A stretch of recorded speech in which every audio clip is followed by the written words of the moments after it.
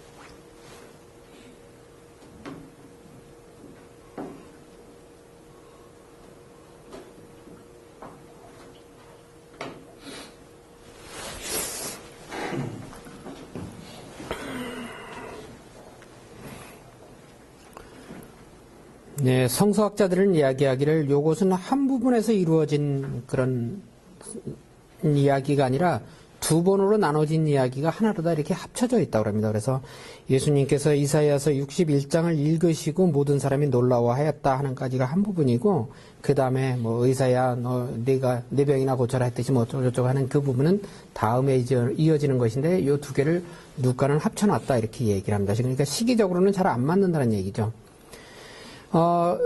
나자렛에 들어가기에 앞서서 간략하게 다시 한번 어저께 봤던 우리가 그 지도를 본다면은 여기가 바로 아킬레아가 통치하던 그런 유다 지역이고, 그 다음에 갈릴리 지역은 안티파스가 통치를 했고요. 그 다음에 필리피가 통치하던 이 지역이 이제 이 시대가 다시 말해서 이 부분은 이제 그 빌라도가 로마가 직접 통독이 통치하는 빌라도 통치의 지대가 되겠죠. 그리고 안티파스, 필리피, 이 시대가 예수님이 활동하시던 공생활 시대의 그 팔레스타인의 정치적 그 지형이라고 하겠습니다. 다시 한번 상기한다면은 팔레스타인은 이렇게 지중해에서부터 이렇게 쭉 올라와서 예루살렘 유다 산악지대에 이렇게 산을 이루고 언덕을 이루고, 그 다음에 급격하게 경사를 지고서 요르단 밸리 쪽으로 이렇게 기울어지고, 그 다음에 요르단 밸리 쪽에 약간 평야지대를 형성하면서, 그리고 사해를 만나고, 그리고 요르단으로 다시 이렇게 이어지는 그런 산악 구조를 가지고, 지형 구조를 가지고 있고요. 나자렛이 여기에 있다면은, 안 보이죠? 네, 미안합니다. 나자렛이 여기에 있다면은 바로 그 나자렛 그 산악 지방이 이렇게 쭉 계속 이어지는데, 거기를 이렇게 뚝 자르고서 제주를밸리가 있는데, 이 제주를밸리가 바로 나자렛에서부터 이어지는 그런 평야지대라고 보여집니다. 그래서 이 전체가 이렇게 평야지대로 다 구성되어 있습니다. 그러니까 실질적으로 나자렛과 갈릴리까지 계속 평야지대가 이어진다고 보시면 되겠죠. 예, 나자렛이 있는 곳이 바로 이곳입니다. 나자렛과 이곳이 갈릴리 호수가 되겠죠. 그래서 여기서부터 예수님이 주 활동하셨던 활동 무대였던 이 가파르나움까지는 약 한 40km 정도 이렇게 떨어져 있다고 얘기를 합니다. 그 다음에 여기가 하이파라는 도시로서 이스라엘의 세 번째 도시입니다. 그러니까 예루살렘, 텔아비브, 하이파 이렇게 세 번째 도시가 되겠는데, 여기에 이렇게 긴 산맥이 하나 있습니다.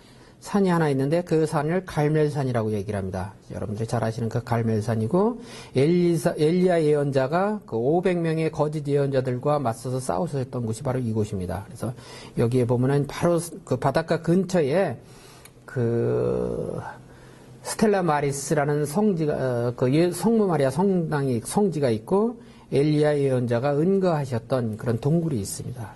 아주 굉장히 아름다운 그런 경치가 아름다운 그런 곳이죠. 그 다음에 좀 더 나자렛을 좀 더 가까이 접근해서 보면은요, 여기가 이제 나자렛 시내가 되겠습니다. 나자렛 시내가 되겠고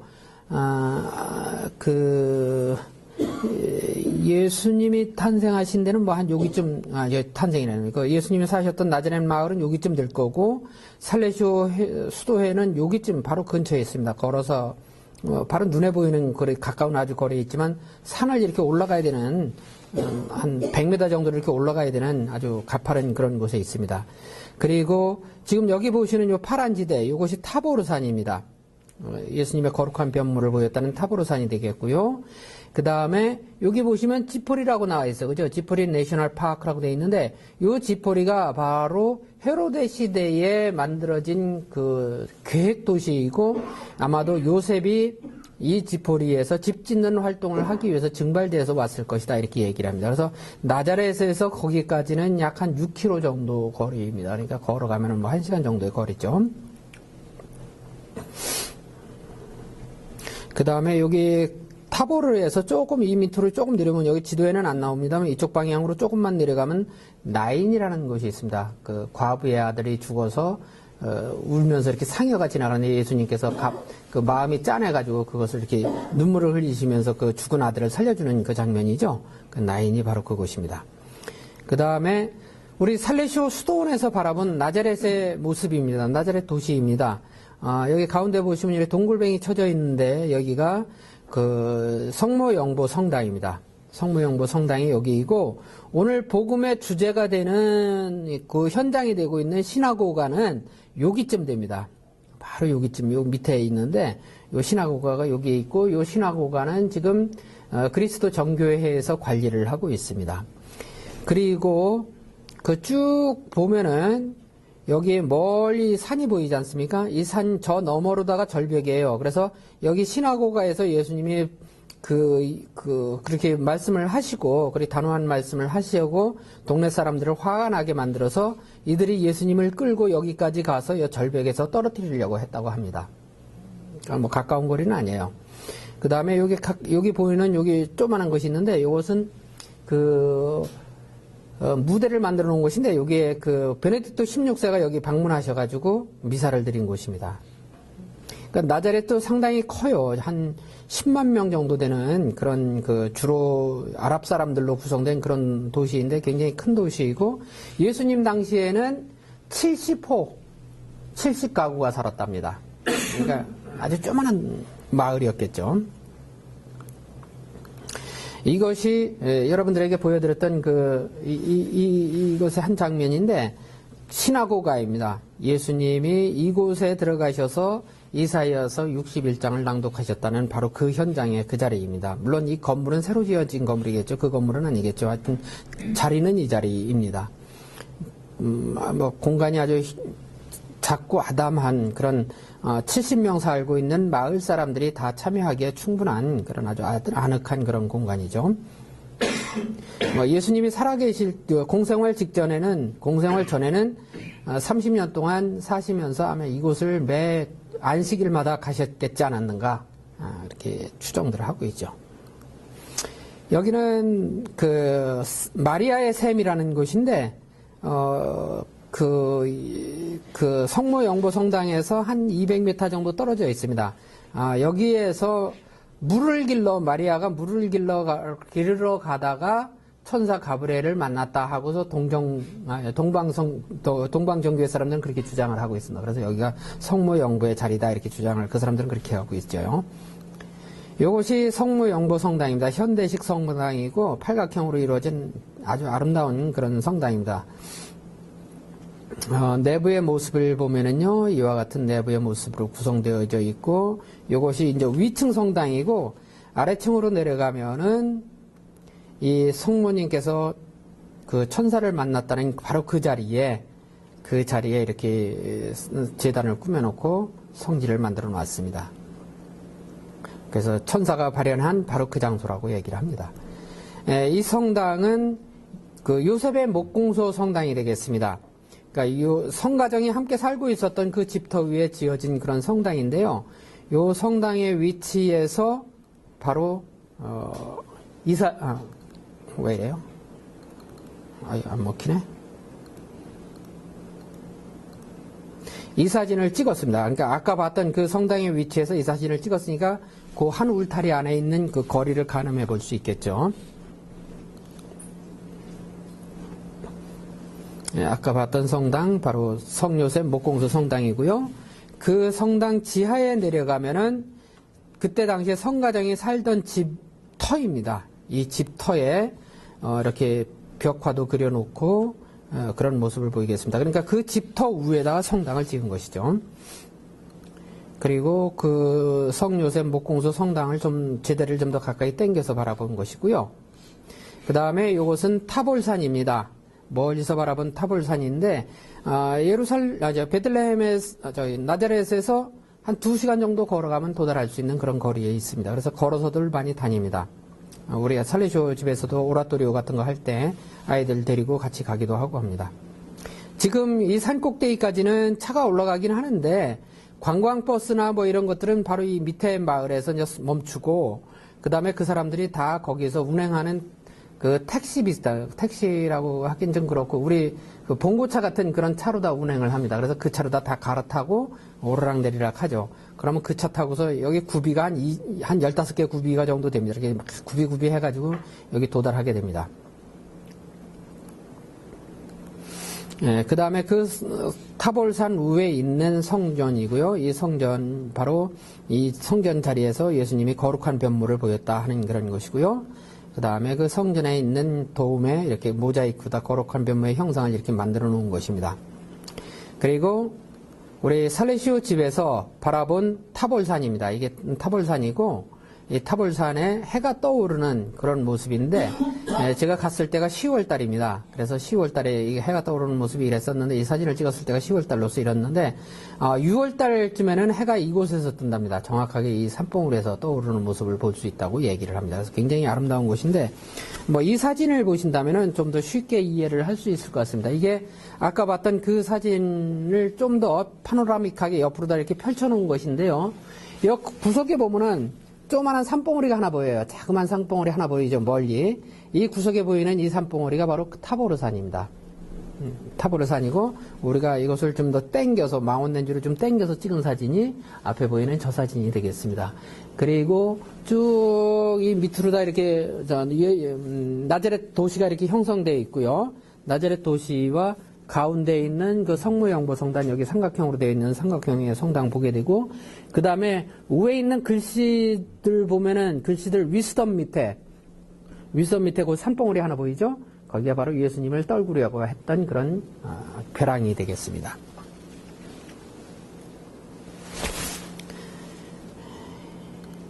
예, 이렇게 해서 오늘 슬라이드는 간략하게 살펴보고요.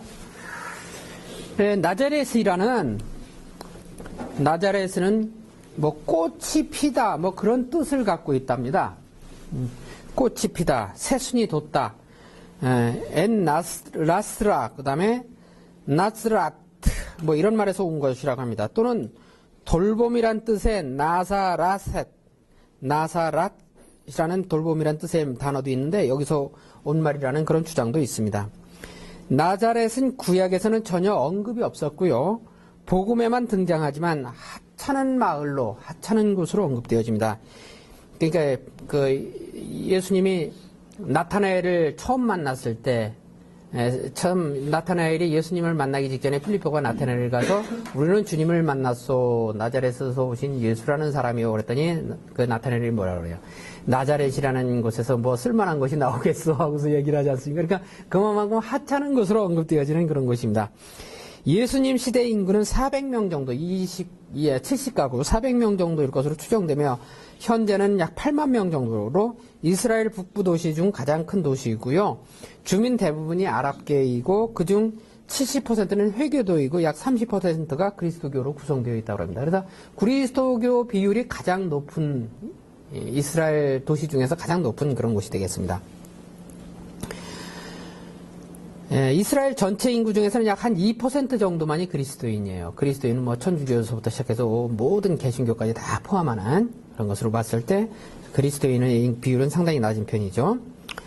역시 마찬가지로 살레시오에는 안토니오 벨로니 신부님에 의해서 마련된 그 땅에서 지금 기술학교를 하고 있고 그 기술학교에는 노틀담 성당을 축소해서 지은 아름다운 흰색으로 된 그런 성당이 있습니다. 그 성당이 소년예수 성당이라고 부르는데요. 그 성당에 소년예수상이 대리석상이 아주 아름다운 그런 대리석상이 있고 사진에서 보다시피 그렇게 타보르산이 멀리 보이는 아주 나자렛에서 가장 높은 곳에 위치하고 있습니다. 예수님 탄생 예고가 성서상에서 언급되고 있고요. 나자렛을 중심으로 배경을 했던 이야기죠. 누가복음 1장 26절에서 38절의 이야기. 그들은 갈릴리에 있는 고향 나자렛으로 돌아갔다 하는 마태복음 2장 23절의 이야기가 있고 나자렛에서 무슨 좋은 곳이 나올 수 있겠소 했던 그 나타나엘의 이야기 요한복음 1장 46절 안식일 회당에서 가르치시는 우리가 방금 읽었던 루카복음 4장 16장에서 30절 뭐 이런 것들이 복음에서 언급되어지고 있는 나자렛에 대한 이야기입니다. 예수님은 공생활 시간 동안 2번 정도 나자렛에 가셨답니다. 그러니까 예수님이 자기 고향이나 자기가 자란 마을은 거의 공생활 중에서 찾아가시질 않았던 거예요. 근데 그런 이유 중에 하나가 공생활 시작하면서 그러니까 유대 사막에서 40일 동안 기도를 하시고 유혹을 받으신 다음에 세례를 받고 바로 공생활을 시작하시는데 가파르나움에서 처음 시작을 했다고 그래요. 가파르나움에서 뭐 기적을 행하시면서 또 가나에서 이렇게 하셨다고 하는데 이제 처음 설교를 하신 곳은 나자렛이다 이런 얘기죠. 그래서 나자렛에서 설교를 하시자마자 오늘 우리가 복음에서 읽었듯이 바로 배척을 당하시지 않습니까? 설교를 하자마자 배척을 당하죠. 마리아와 요셉이 살고 있던 마을로 동정녀에게 천사 가브리엘이 나타나 예수님의 탄생을 예고한 곳이 나자렛이고요. 루카는 아기는 자라면서 튼튼해지고 지혜가 충만해졌으며 하나님의 총애를 받았다. 2장 40절에서 이 나자렛 30년의 역사를 축약적으로 얘기를 합니다. 이 간결한 문장으로 예수님 성장기 변천에 대해 다 감춰버립니다. 예수님의 삶 30년 역사를 이 한마디로 축약해버리는 것입니다. 그렇기에 그의 삶에서 이 시기에 뭔가 특별한 것이 없었다는 것을 짐작할 수 있겠습니다. 12살에 성전에서 예루살렘에 올라가 성전에서 잃어버렸던 이야기 그거 하나만을 뺀다면 다른 이야기가 전혀 없죠. 그분이 지닌 품위의 신비를 드러내는 것도 없고 나자렛의 다른 여느 집의 자녀들로부터 구별되는 마리아의 아들이라는 어떤 특별함도 없었다고 보여집니다. 그러니까 어떤 특별한 기록이 전혀 없는 것이죠. 공생활기의 나자렛을 보면요. 복음의 기록상 공생활 중 2번 정도 나자렛으로 되돌아간 것으로 파악됩니다. 누가복음 4장 16절 22절까지가 한 파트이고요. 이것과 동일한 입장의 것이 마태복음 13장에 있고 마르코복음 6장에 있습니다. 그리고 두 번째 것이 루카복음 4장 23절부터 30절 이렇게 나눠지겠습니다. 그럼 루카는 예수님이 공생활을 시작하면서 바로 나자렛 마을 사람들에 의해 배척을 받고 낭떠러지기로 몰리는 상황까지 맞았다는 것을 설명하고 있는데 다른 곳에서는 이미 이야기를 하고 있지 않고 루카만 이야기를 하고 있습니다. 예수님의 이름과 함께 가는 고을입니다. 나자렛은 사실은. 그럼에도 불구하고 십자가의 명패 유대인들의 임금 나자렛 사람 예수라고 INRI 이렇게 써있지 않습니까? 예수 유다인들의 임금 나자렛 사람 예수 이렇게 명패에 쓰여 있고 그 다음에 사도행전의 2장에 보면 나자렛 예수라고 베드로는 설교를 하고 있습니다. 그리고 사도행전 22장에 그 바오로를 이렇게 말해서 떨어뜨리고 그랬을 때 주님 누구십니까 하니까 예수님께서 대답하시기를 나는 내가 박해하는 나자렛 사람 예수이다 하고 예수님 스스로도 부활하신 예수님 스스로도 당신을 나자렛 사람 예수다 하고서 이렇게 선포를 하십니다. 나자렛 분파라고 바오로는 또 법률가 테르투루스에게 이렇게 얘기한 그런 기록도 있고요.